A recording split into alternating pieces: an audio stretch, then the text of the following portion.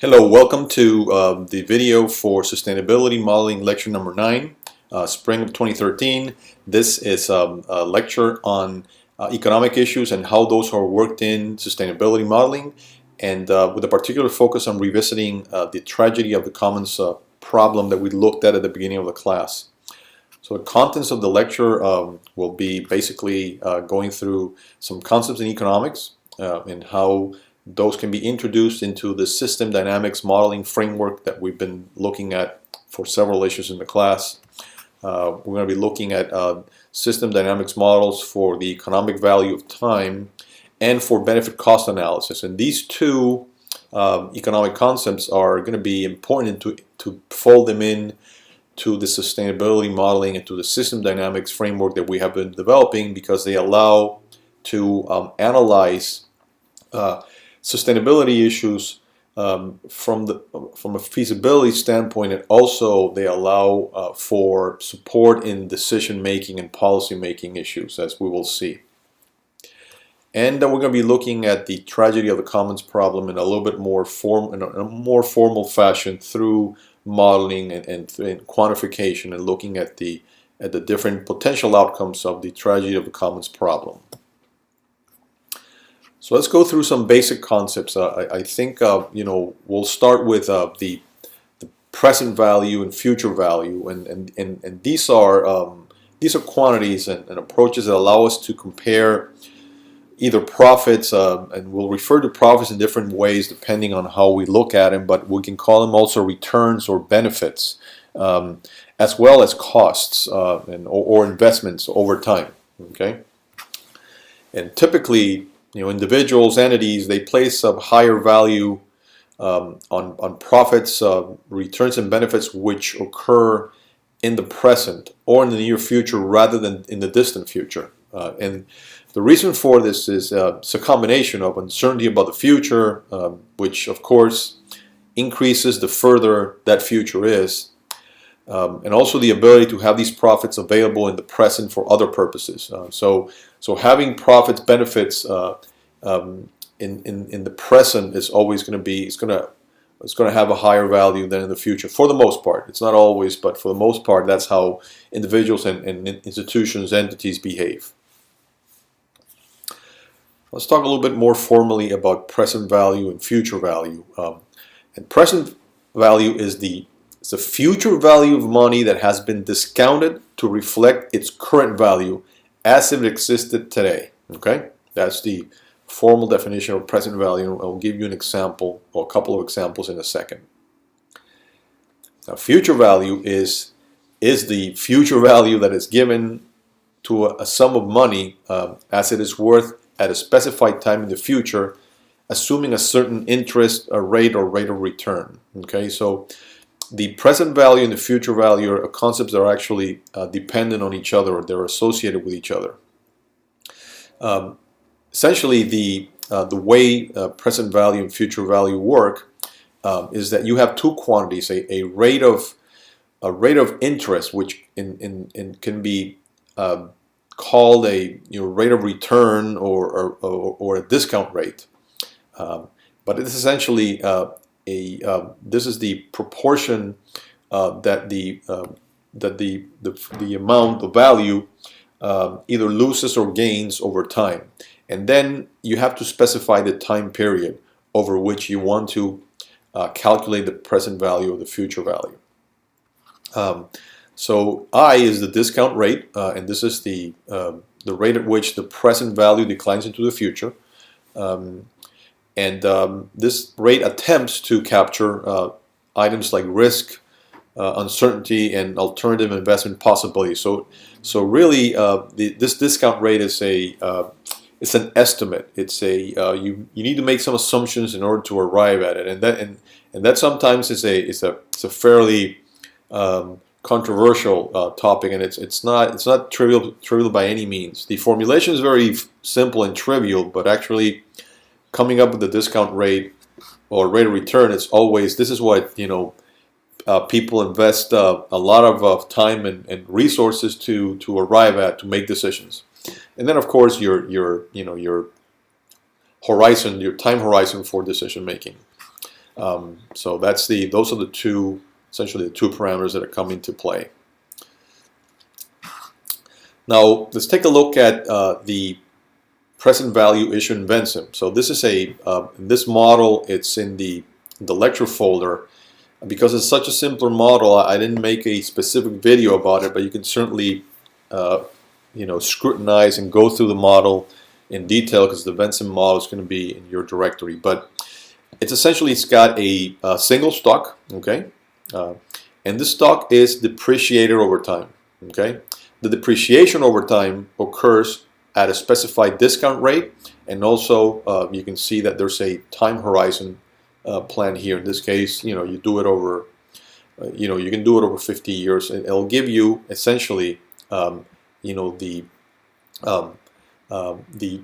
depreciation of initial. In this case, it's $100, and so the way this curve could be read, if you go to, the present value of $25 discounted at a rate of 3.1%. 45 years into the future is $100. So essentially, what this is saying is that, if you're $100, 45 years into the future, $100 today, 45 years into the future at a discounted rate of 3.1%, it's going to be worth $25. Conversely, if you were to have $25 45 years from now, okay, so you're right there, okay. And you were to bring that into the future, bring that into the present, to know how much that it's worth, at a discount rate of 3.1%, the result of that is $100. So that's essentially how this is read. And you can think about the sort of the parallel question, or the question asked the other way around, which is the future value, okay? And you can also do this in Vensim. And in this case, you have imagine that you have that you invest an amount, again, let's say $100, and how much that investment appreciates into the future at a given interest rate. So the way to read this result is, the future value of $100 at a rate of return of 3.1%, 20 years into the future, like there, is $184. Okay, that's essentially the concept, and how these can be implemented in Vensim. And it's just a matter of if you take an amount, and you just bring it into the present value by by applying the interest rate in this case, or this would be the for future value, the rate of return. So there's a return on investment, that you invest 100, and 20 years from now you get 184. That's the rate of return. That's the return on investment. Okay. Now you can think of what happens when you generate an annual profit or an annual benefit, and how that accumulates, and how you can calculate that into a profit. Okay. By the way, I just noticed that cumulative is improperly. There's an extra M in there that shouldn't be there. Apologize for the spelling error. I'm going to fix that. But essentially, imagine that you have this situation where you generate annual profits into in the future. You generate and then you compound those at an interest rate, and this cumulative benefit calculates how these benefits accrue over time, and then converts them to present value. Okay, so the best example of this is the careers or the lifetime earnings of an individual. So if some people make this calculation. If you decide to be either a lawyer, a doctor, or a social worker, you can get an idea of what your earnings are going to be in a lifetime, and then you can bring those to present value, and use that to compare options. And for example, which of those two, or which of these three has a higher, lower present value, will give you an idea of how to make a decision. Okay, so that's one way to apply this. There's also the cumulative cost. Okay, And this, it's essentially the same issue viewed the other way around. This calculates how costs accrue over time and converts them to future value. So imagine that you're going to be you're going to be making payments on something, and of course the best example of these are mortgage or debt repayments. The idea is you're going to be making payments, and essentially you convert those to to future values over time. Okay, at a given interest rate. So that's the idea. And in this case, you had I think this was an annual payment of $100, and how that translates into over time into essentially the cumulative cost. So this is how much it would cost you over time to pay $100 per month. Okay. Talk about benefit cost analysis, and this is a useful tool to compare and decide among alternative investment options or alternative arrangement options. For example, if you're going to compare building a dam for flood control to building a road to improve access to a location, to building a hospital, or to preserving an ecosystem. So if you're going to spend your money in any of these options, how do you decide? And then you use benefit cost analysis to comparatively analyze these options, and that's the most common way of using benefit cost analysis. And of course, this analysis involves, as the name indicates, quantifying each alternative's benefits and costs.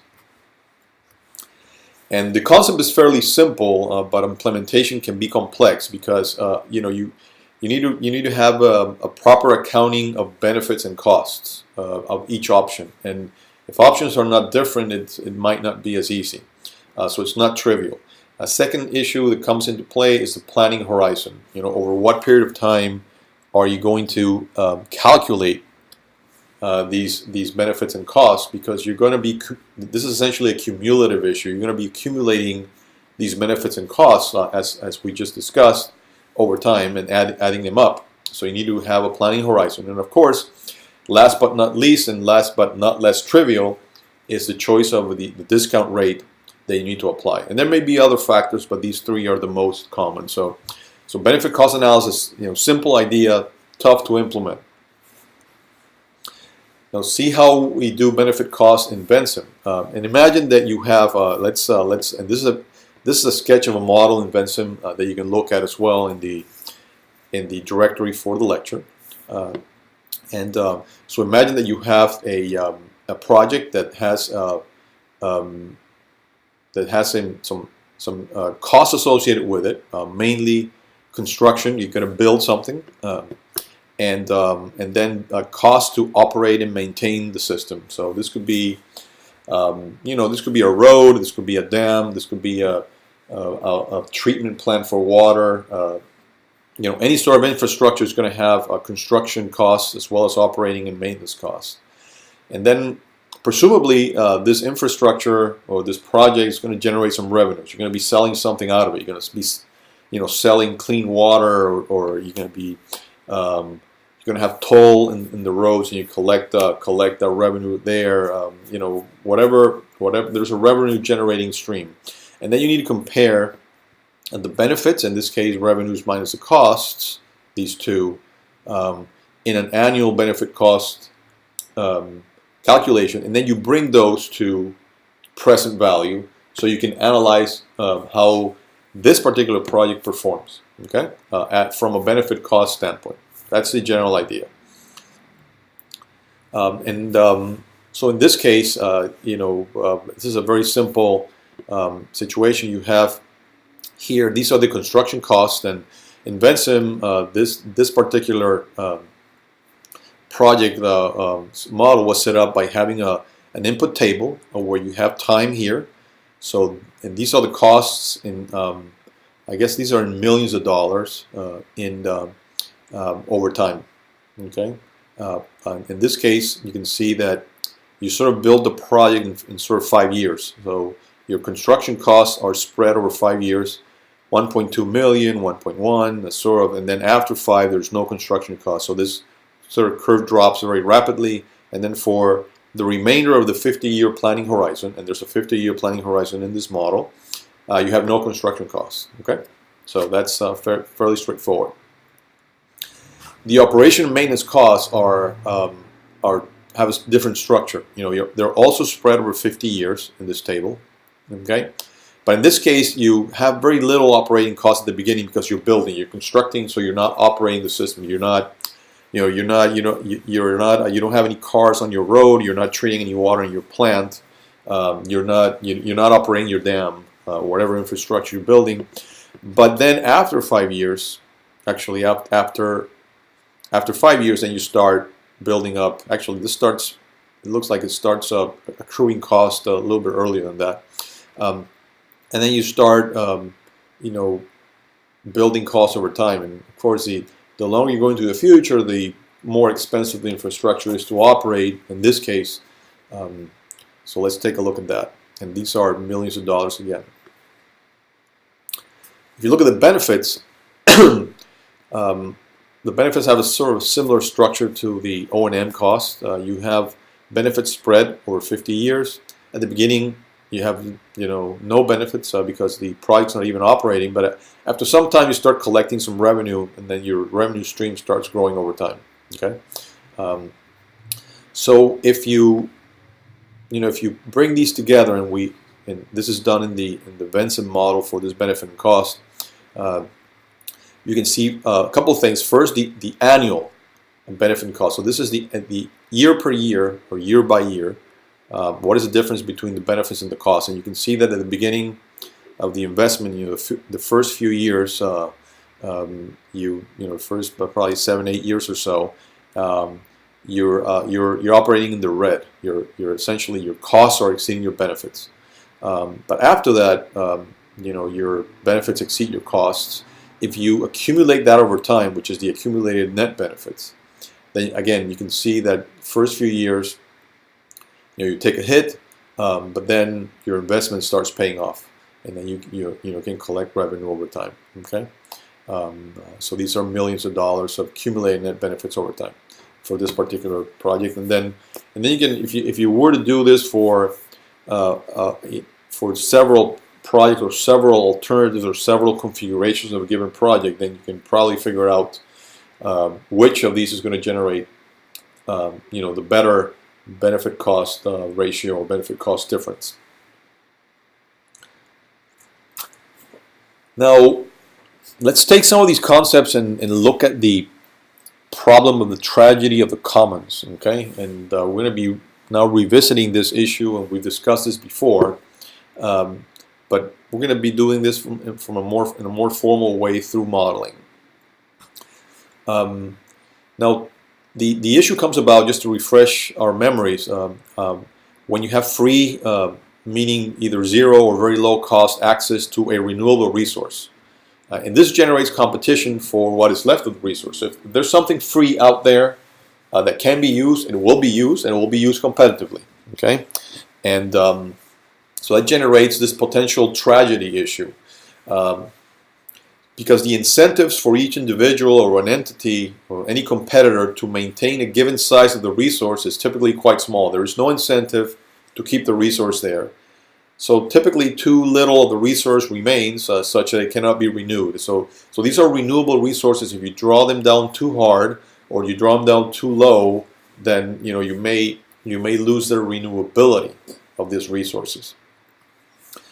And this is commonly observed, no pun intended, for grass used by commoners in a village, which was the classical example in the paper, a 1968 paper by Harding that's in the reading for this class.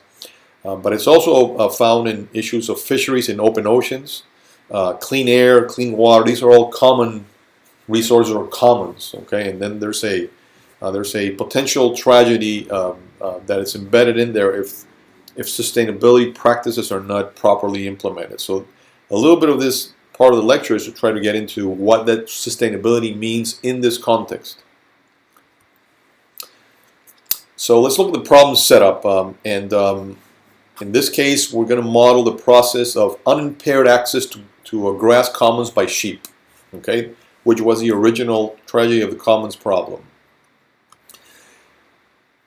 Let's say the commons have an initial stock of 250 hectares of grass, and that the grass stock can grow up to a maximum of 1,000 hectares. So there's a limited. This is a limited stock, and has an initial value of 250 hectares. The only way the grass can be removed is through consumption by sheep. So there's no other mechanism. Grass doesn't die; it just gets consumed. And let's have 3 cohorts or age classes of sheep. Young sheep between 0 and 1 years, adult sheep between 1 and 2 years, and mature sheep between 2 and 3 years old. After 3 years, the sheep are removed from the commons. Okay, after 3 years they're kicked out, either because they're sold, they're taken somewhere. That's the setup that we have. So let me show you the Vensim sketch, and there's a full Vensim model in the lecture folder, as well as there's an accompanying video to this lecture on this model itself. But this is the Vensim sketch, and this is the grass stock. And I go in the video, I go through it in detail, but I want to go here through some basics. There's a grass stock. The grass has capability of growth so it can get renewed naturally. The grass can grow for given climate conditions, rainfall, a given set of conditions that are external to the model. The grass then it can be consumed, and is consumed by 3 cohorts of sheep. So, and each sheep essentially consumes the commons, and that generates a growth decay dynamics for grass. Okay, the grass has an initial value, and it's got a maximum, it's got a cap as to how much it can grow. In the model, I go into a little bit more detail as to how what the equations for each of these looks like. Now, in this model, the rate of grass growth is dependent on the amount of grass. So if there is less grass, the grass will grow faster. If there's more grass, the grass will go slower until it reaches. If you're at a maximum level of grass, then there's no growth. So this essentially keeps the grass to a maximum size, and this is meant to imply that the grass resource is a limited resource. Okay. The grass consumption by sheep is also assumed to be dependent on the availability of grass. So depending on the hectares of grass that are available, the sheep will consume more, and that's it's a fairly simple assumption. Might be too simplistic, but it does the job to show some interesting dynamics. And we're assuming here that the younger, young cohort consumes a little bit less grass per capita. These are rates of consumption per sheep. So this is in hectares per year per sheep. Okay, so these are the young. This is the first cohort. These are the adults, and these are the mature. And we're assuming that each one consumes more than the next. That's probably very reasonable. Okay, so this is in the model formulation. Now let's take a look at the sheep population dynamics. So let's take a look now at the sheep. And again, there's 3 cohorts: the young, the adult, and the mature. The birth rate, or the births of sheep, are assumed to occur as a percentage of the mature cohort. All this is saying is that only the mature cohort reproduce. Okay, and so they reproduce, they create young sheep. The deaths of sheep are assumed to be a function of the consumption of grass, and I'll show you how that dependence is drawn in. But the general idea is that consumption of grass controls the death rate. So if you consume too little, you die faster. If you consume plenty, then you don't die as often, or you may die for other causes, not because you're not eating grass. There's an aging process here. If the sheep that don't die, they age, and then they move on to the next cohort. And of course, after the 3 years, they're retired from the commons, as I mentioned before. And then there is an ability of the villagers to add sheep to the commons, and this is meant to follow a strategy or some sort of rationale. So the villagers have a way or a strategy or a rationale to add sheep to the commons for feeding purposes. So this is going to be the way that human intervention in this process affects the dynamics. So here is the Venn sketch for the sheep stocks, and again, in the video for the model, I go into a little bit more detail, but let me walk you through the basics. You have 3 stocks of sheep. Each stock has inputs and outputs. The young stock of sheep, the 0 to 1 year olds, have births, which are proportional to the stock of the mature sheep. Okay, so the mature sheep reproduce. So the births go in there. Some die. Okay, and the deaths of sheep are driven by a death rate, and the death rate is dependent on the consumption of grass. So the consumption of grass has an impact on the death of sheep. The sheep that don't die in the cohort move on to the next one by aging. They age a year, they move on to the next one. Okay. And then there's a possibility that the villagers in the middle of the year or throughout the year add sheep, and that adding sheep is driven by a rationale. And I came up with a couple, and we'll talk a little bit about this in a second, a couple of approaches to add sheep: the short-sighted approach and the conscientious approach. So that happens with the younger flock or the younger stock of sheep. The adults get fed in by the younger sheep that age in to the second cohort. Some of these sheep die. Okay, again with the death rate driven by consumption of grass. Those that don't die move on to the next cohort, and the villagers have the capability of adding sheep to that cohort according again to some rationale. Once we get to the third cohort gets fed in by the aging of the adult sheep. Some of these sheep die, and the death is driven again by consumption of grass. Whichever don't die age out beyond 3 years, and then they're removed from the commons. And you can imagine these sheep are being sold to market, or something's happening to them. And then again, the villagers have the ability to add sheep to that cohort, to the commons. Okay, so that's essentially the general schematic. Now let's take a look at the rate of death of sheep, and this rate essentially, as I mentioned before, and this a similar relationship follows for all the cohorts. I'm showing you the mature cohort, but it's essentially driven by the consumption of grass.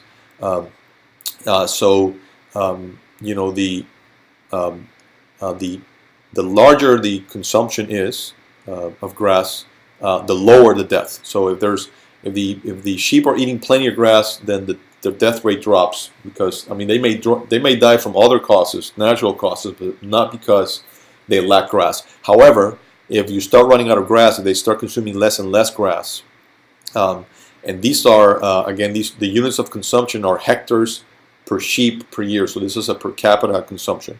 If they start consuming less, then of course their death rate goes up. Okay. If you look at the aging of the sheep, it's essentially the opposite. The opposite. It's 1 minus the death, and this essentially is meant to say essentially the opposite. If the sheep eat plenty of grass, if they consume plenty of grass, they're able to age and move on to the next cohort. If they're not, if they eat less grass, then they won't be able to age and they'll die. So that's the sort of the trade-off there. Now let's look at the adding sheep criteria or approaches. Here, there's the criteria of the approach of rationality. And the idea is that sheep of any cohort are not added to the commons if the number of sheep deaths in that cohort exceeds the number of sheep that age into the next cohort. And this essentially makes the assumption that the villagers are rational. And they only add sheep if they see that sheep are able to age from being in the commons. If they put sheep in the commons and the sheep start to die, then they stop, they don't do this, okay? Because it's not good for them. So this is the rationality assumption or approach or criteria embedded in the villagers' strategy for adding sheep to the commons. The next strategy is a strategy of short-sightedness, which basically means that sheep are added to the commons depending on the number of sheep already in the commons, but regardless of the availability of grass. So here, this is why it's called short-sightedness, is because imagine that the villagers look at the commons and say, well, there's plenty of sheep there, so they look like they're doing okay. Why don't we add some more? Okay, but this approach doesn't take into account the availability of grass, and sheep might be doing okay. If you add more, then maybe the grass will run up quicker, and so this is the short-sighted approach. This is the what I would say in more colloquial terms is the take it while you can approach. If the grass is there, let's just grab it while it's there. Okay, so that's another approach. And then there's the more conscientious or the conscientiousness approach, in which sheep are added to the commons depending on the availability of grass, but regardless of the number of sheep already in the commons. So in this case, villagers decide to add, they take a look at the commons and say, well, there's plenty of grass, we can certainly add sheep because they'll be fed, they'll be taken care of. And so you keep an eye out on the resource that you're depleting, not on the consumers that are depleting the resource. That's why we call it the conscientious approach. Okay, so let's see how these scenarios or approaches play out. And in this model, it simulates or can simulate two basic scenarios. In both scenarios, we're going to assume that the villagers are rational. So we're not going to assume that the villagers are doing anything on purpose to hurt themselves or hurt their sheep. So this is the rational plus short-sighted assumption. So in this case, look at what happens. What I'm plotting here is the grass available in the commons over time, and the time horizon of this model is 100 years, and the total sheep. So this is the three cohorts added up over time, and you can see that this essentially results, the short-sightedness approach results in a system that oscillates between, the grass goes up and it comes down, goes up and it comes down, because sheep, they go down and they come up, and the problem that you're facing is that because you're short-sighted, grass is getting consumed too quickly. Okay, when grass gets consumed, the sheep collapse because they start dying more. There's no grass to eat. So this results in in cycles of ups and downs in the system. You can actually take a look also in this same simulation at the sheep per cohort.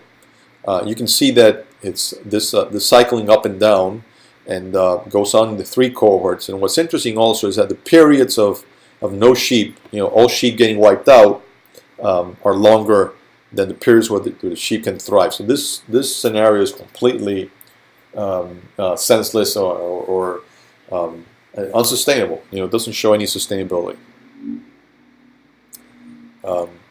So this is a summary of results of that simulation. There's fluctuating stocks of grass and sheep in the commons. And these cycles are viciously and perpetually repeated. The herd sizes collapse, and then they stay virtually zero for a while, and then they recover when the grass is able to recover. Okay, but then they draw it back again. So in response to restocking too rapidly, because this happens because you're adding too many sheep too rapidly, the end result is that there are too many sheep in the commons, and the sheep decimate the grass, and then they die.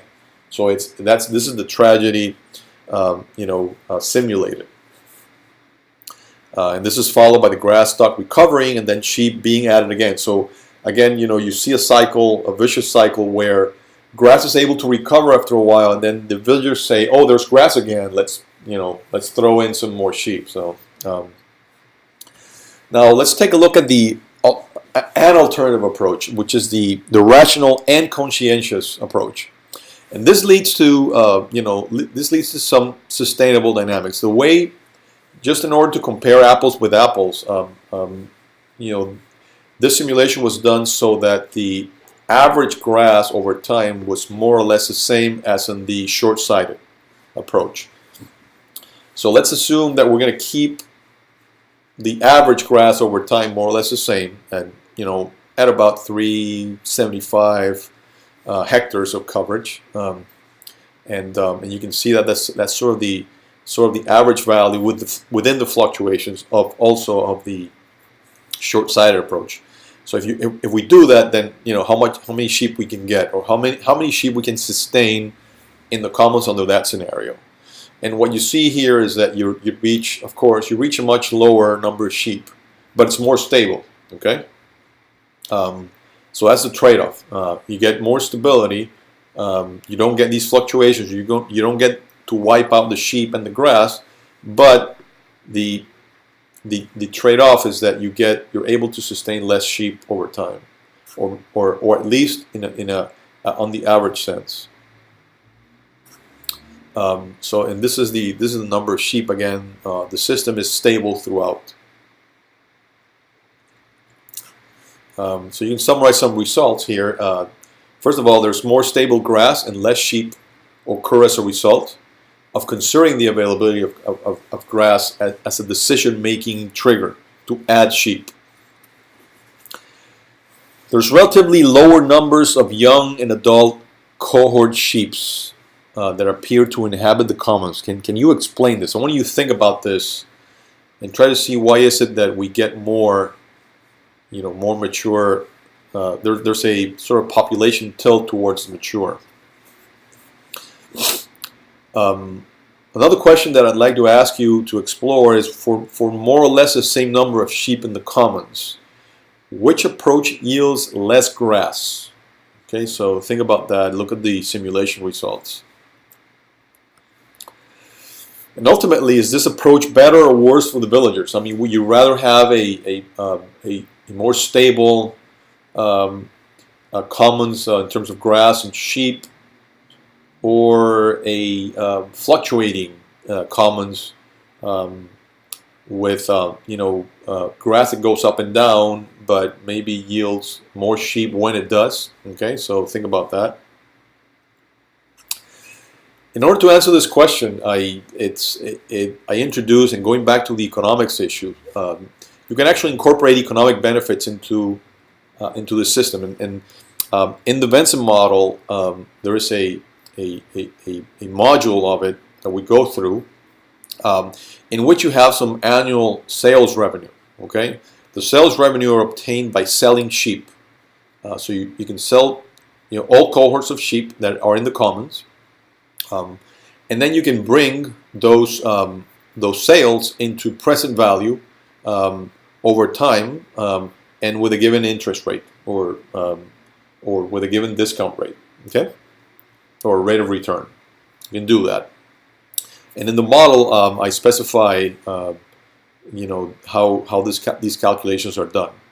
But what this results is, if you look at the rational and short-sighted approach versus the rational and conscientious approach, I mean, it's fairly predictable that you would get, in the short-sighted approach, you would get the oscillations, because again, this is driven by availability of sheep and availability of grass, and so the dips and the peaks show. So if you do this over time, you can see that the benefits start accruing, but you get cyclic behavior. If you do it in the conscientious case, you get a more stable, income or more stable revenue from operating the system. And of course, the amounts are higher. When they occur, the amounts are higher in the short-sighted approach. So it'll be a matter of seeing, which of these two, and this is a question for you, which of these two is better for the villagers, okay? So let me summarize some questions for you. So I want you to play with this model and tell me, or with these models, and answer some of these questions. So first of all, is there a balance between the two approaches? Would a combination of the approaches of short-sightedness and conscientious, would that work better than any of the two alone? Okay, that's not a trivial question to answer, but you can certainly simulate some scenarios and get an answer. Now, which of these two approaches work better in terms of generating more economic benefits over time? Okay, either higher paydays versus more steady income. So I want you to answer this question based on the model results. Then we can start thinking about some interesting ideas. How would you implement a tax or a fee per sheep introduced into the commons? And what impact would this have on the results, particularly on the economic benefits?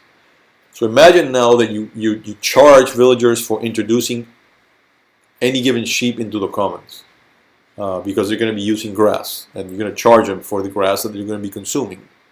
What would this do to the results, and is there any way how can you implement this into the rationale? Because now the villagers are thinking, well, in addition to being short-sighted or conscientious, now I have to be cost-aware, so that's another criteria. Think about how you would do this, and I want to see you modifying the model, running it, posting your insights and results on Facebook. Again, I want to see more of this.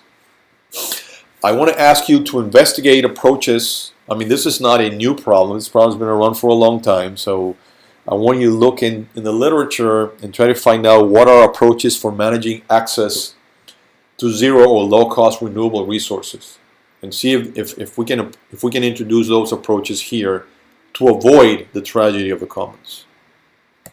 Okay, so I want you to work on this and share your insights and your results on our Facebook page. I'd like to see what you find out. I'm curious. I'm dying to know. So to put a wrap on this lecture, you can watch these videos. There's the Venson model video and of the tragedy of the commons. This goes through the all the details of how the model is put together, the equations, the simulations, how it's run, and also the benefit cost.